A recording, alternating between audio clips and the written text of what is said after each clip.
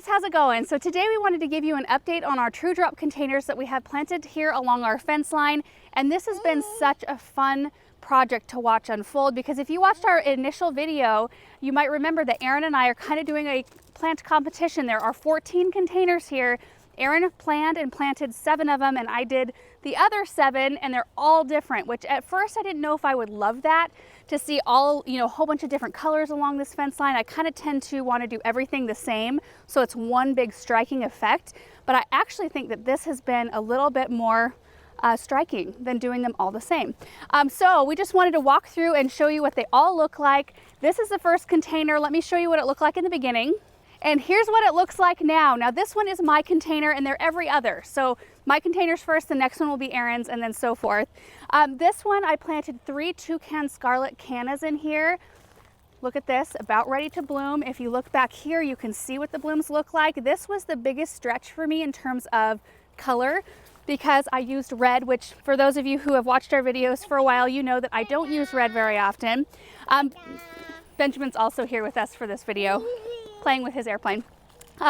Anyway, I just thought, with Aaron and I doing a competition, I just figured he would use a bunch of really warm colors, and so I just decided to do something completely different and up my game a little bit, and I've really enjoyed it. You can see the mix of colors really well, especially on this side of the container. We've got Super Bell's Tangerine Punch, Super Tunia Honey, and Super Bina Scarlet Star. And I'm really happy with the way they all look. I actually like the red down here on the very end because it shows up so well. So let's head to the next container. So this is Aaron's container. This is the before, and this is what it looks like after. And he designed this one without a centerpiece, which this has been really interesting. It's actually very beautiful because you can see so many more flowers without the interruption of having a centerpiece in the center. There is a Blushing Princess Sweet Alyssum here, Lobularia, that has just incorporated beautifully with the other plants. There's Super Tunia Trailing Rose Vein, mini rose vein, but I love it. It's a little bit of a smaller flower on the Super Tunia side of things, but I love it. It looks like a mini Bordeaux with a little bit more of a pink hue. And then there's Super Tunia Royal Magenta. So here's what this container looked like in the beginning, and then here's what it looks like today. And this one has had a little bit of a struggle because I didn't realize that the drip tubing was actually pinched. We actually ran drip tube into the self-watering reservoirs so that we could turn on, and I'll explain it when we get closer to the hose, so we could turn it on and they would all fill up at this very same time and we wouldn't have to drag a hose around. But that drip tubing was pinched, and so this one went without water for a while. And so it is struggling a little bit. The Super Bina Large Lilac Blue, see some flowers over here, beautiful color. But I think that one was the most affected of all the plants. There's another Super Tunia Trailing Rose Veined, Super Tunia Royal Velvet. So this is the Delightful Lively Lavender. I think that's the name of it. If that's wrong, we'll put it up on the screen. But these dahlias, there's 3 of them in the center, beautiful color. I love them along with the other 3 plants in here. They just went through a huge flush of blooms. I came out and removed most of the spent blooms, and there are a ton of buds all over them. So I think this one just kind of flushes in and out of color throughout the season, and it could be because it struggled without water there for a little while. That's why they're kind of out of color at this point. But we'll give you more updates as the season goes, and hopefully this one rebounds. We did fertilize it and fix the water to it. So let's head to the next one. All right, this one's Aaron's. Here's the before. And here's what it looks like today. Now this one has suffered some hail damage when we had that big storm come through. So the poor leaves, you can see, I mean, they just got nailed, just tattered. I did cut some of them off just because they were like flopped over on top of the lemon coral.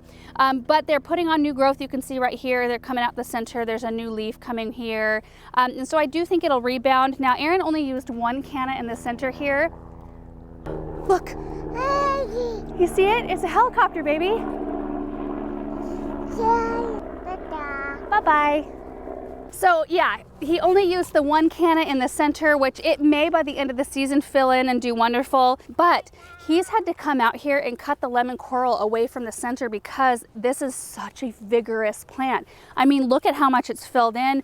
It's starting to kind of go over the sides here, and you can see that when it gets a lot of sun, it does turn that kind of lemony color.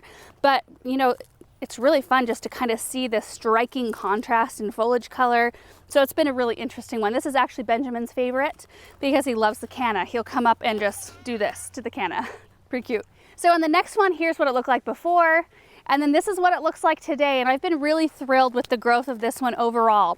I've got plain the blue salvia in the center. I used 3 of those. Not only are the blooms amazing, because even when it's out of bloom, the calyx that holds the petals in place still has really beautiful color, so you don't feel the need to deadhead this one ever, which is awesome. But I love the foliage. I love that kind of soft sagey green, and it almost has a velvety appearance. So pretty. And then there's Supertunia limoncello, Supertunia Bermuda Beach. Now I can't remember if this is Snow Princess or White Knight Lobularia. We'll put it up on the screen, but it's doing great. Now the Bermuda Beach Supertunia is definitely not keeping up in terms of vigor.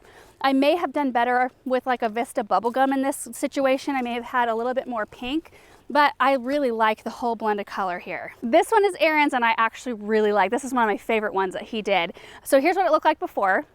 And then this is what it looks like today. In the center, he used an Orange Blaze Nophophia, or Red Hot Poker, which he has recently come out and did some deadheading, but it usually has these big spiky bright orange blooms on it. But even when it's not in bloom, and this is the beauty of this plant, it still is a beautiful spiky grass centerpiece, so you don't really necessarily need those blooms in here.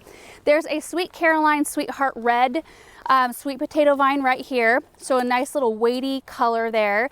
Supertunia Honey, which morphs. I mean, this is all the same plant. Look at that.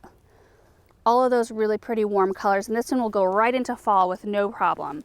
Superbell's Tangerine Punch, and I think that's pretty much the mix here. But everything's doing really well. Now there is a tiny bit of budworm damage on some of our Supertunias. We have sprayed BT on them, and it's something that we normally have to do every single May and June to keep on top of that. In fact, I do need to come through and spray one more round probably in the next couple of days to make sure we don't have any consistent damage. And usually it shows up as like little holes eaten through the buds of your plant. So we've done a video about it before. We'll link it down below. Before we move on though, I did want to show you our water setup because it's different than most other years. We put a Y on here so that we could hook a hose up, but we really don't need it out here anymore because we adapted this one to 1/2-inch drip tube, which this is just plain black poly tubing with no holes in it. We came down here and put a T in, and then ran black poly in a trench right behind all of the rows of pots here. And then when we got to each pot, we would tap in with 1/4-inch black drip tubing, and then we ran it up into the reservoir, like up over the side of the pot into the hole that fills the reservoir. So all we have to do is come out here and turn the hose on, set our timer for 10 or 15 minutes, and then come back and turn the hose back off.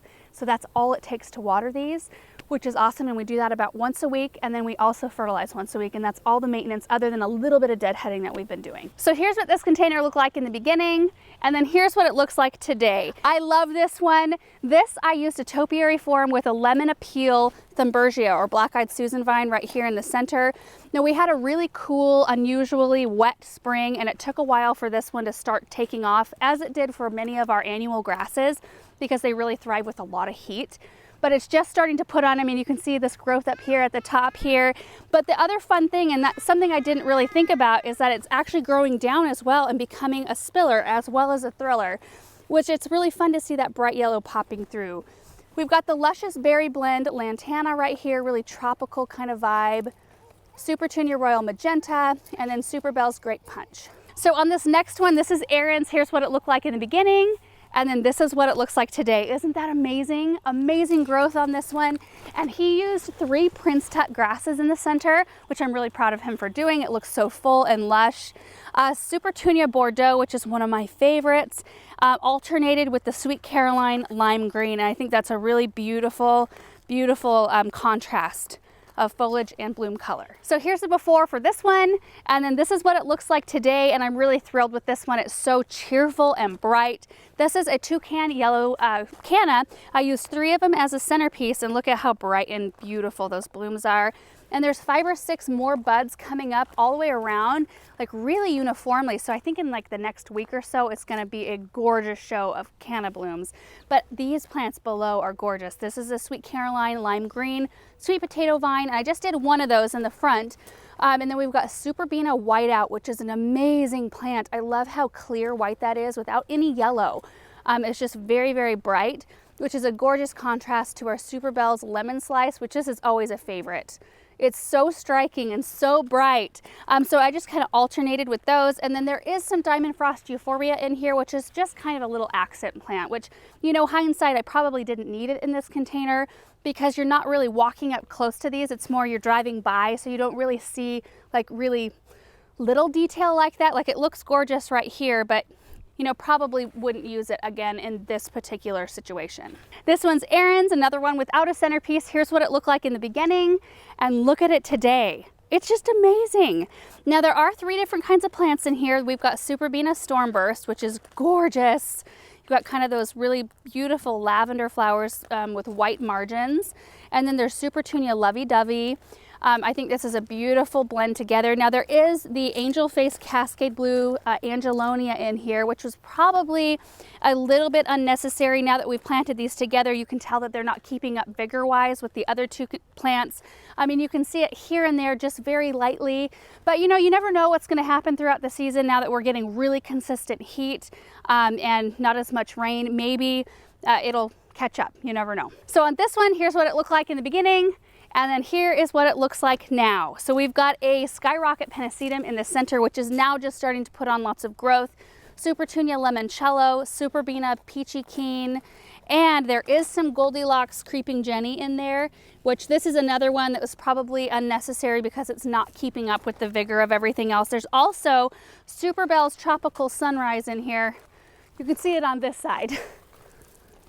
And you can see a little bit more of the Goldilocks too. Now, one could come out here and do some trimming on your Supertunias and Superbenas and kind of keep them a little bit more controlled so everything else has a chance to kind of compete. I don't really want to have that kind of maintenance on these containers, so this is a really good learning experience for me to see what works well together. Sometimes you're surprised by something and how well they keep up with each other, and sometimes you learn, like, you know, I probably won't pair these 2 plants together again, or you know, that sort of thing. And that's kind of the fun for me in gardening, is just experimenting and seeing what sticks. And this next one of Aaron's is really interesting. Here's what it looked like before, and this is what it looks like today. Isn't it amazing? So we planted in blocks. There were 3 pure white butterfly Marguerite daisies, which have just recently like boomed. Once we got really consistent heat, it just, I mean, it was amazing to watch this thing grow. And you can see all of the flowers and all the buds that it has. Now this one does not have to be deadheaded, as most of the plants that we used, other than like the cannas, most of them don't have to be deadheaded. In fact, you don't have to deadhead the cannas either in order for them to keep reblooming. And that's the wonderful thing about all of these plants. These do what we call burying their dead. So what they do is the plant grows to a certain point and then it blooms. And then after those blooms are starting to fade, it kind of puts on more growth and blooms again, kind of on top of the old blooms, so you don't see them. And you can see that right here. See the old bloom, how it's kind of buried in there? You don't even see it. And so that's what this one does. I mean, if you had to deadhead this, it would be a total maintenance nightmare. I mean, there's so many blooms on it. And so it's so nice that you don't have to. Up front, there are 3 Sweet Caroline Bewitched Green with Envy sweet potato vines, which is a total mouthful of a name. And Aaron was kind of questioning whether or not 3 was too many in here, but I think they filled in and they look great. Super Bells Yellow. So it's just a really interesting planting concept for this one. This one is mine. Here's what it looked like in the beginning. And then here's what it looks like now. There's not an enormous amount of change. This one gets a little bit more shade than the rest. So I tried something different. I did a clematis. This is a Brother Stefan. It's being totally eaten alive by something right now. Look at this. I need to get out here and do something. I need to bait. I need to figure out what's going on. I know we've been dealing with earwigs, but I'm not sure that those would actually climb up and eat the blooms. So I just need to do some investigating on this to see what's going on. But you can see how many blooms it did have. It had this like few weeks where it was just in its full glory and it was just gorgeous. But it's growing. The leaves are healthy. We've got Dipped in Wine Coleus down below, which is just now starting to put on a little bit more growth. Again, we are dealing with, I think, earwigs and a little bit of hail damage. So anything that has this boulder leaf suffered a little bit of that damage when the storm came through. We've got Goldilocks Creeping Jenny and Diamond Frost Euphorbia. And this last container is Aaron's, and he was just about ready to come out here with a white flag the other day and put it in the pot. But I came out with my pruners and I cleaned it up. Now this one has had it's like been through the ringer. So first of all, we had the hailstorm and it just tore up our hostas all over this whole property, and the whole thing was just battered. So I got rid of all that foliage, but then shortly after that hailstorm, we have a huge mulberry tree right above us. A branch that had, I don't know, like a diameter of 10 to 12 inches, huge branch. It looked like a small tree, fell out of the tree. It fell kind of over here, but this had some small branches that fell all over the top of it. Then we had the guys come to clean up the branch and then to do some pruning in this tree, and of course it got a little bit more damage from that. I think it will do okay though. I noticed when I was pruning that there were earwigs running around in here, so I baited for those. I put more slow release fertilizer in here, and then with the prune job, I think it'll just take some time, but it should rebound. So this one will just be an interesting one to see progression. I know that a lot of us deal with stuff like this. It just happens. You know, not always do we have perfect looking everything in our garden. So anyway, I thought it might be encouraging for you guys to see this, to know that we deal with stuff like this just like some of you guys do, and you just have to roll with it. It's part of gardening. And the plants are, this is coast to coast hosta, and I don't even think, here's the before. Let's show you that, what it looked like in the beginning, and then of course what it looks like today. So coast to coast hosta. This is a wild berry heuchera, which looks great still. It's got a bloom stalk that looks really pretty. And then a diamond frost euphorbia, which this will actually do a little bit better, I think, now that the tree has been so heavily pruned up above it. It's not getting near the shade that it did before. So I think that diamond frost will eventually fill in this whole front area. So anyway, you guys, that is the update on our True Drop containers. I hope you enjoyed seeing them kind of mid-July, seeing what they look like. We're gonna go ahead and throw pictures of each one of them up on the screen with a number, and we would love to know your guys' top three. Which three are your favorites? Just leave it in the comment section down below, and we will be updating you later on as they grow and as the season progresses. So we will see you in the next video. Bye.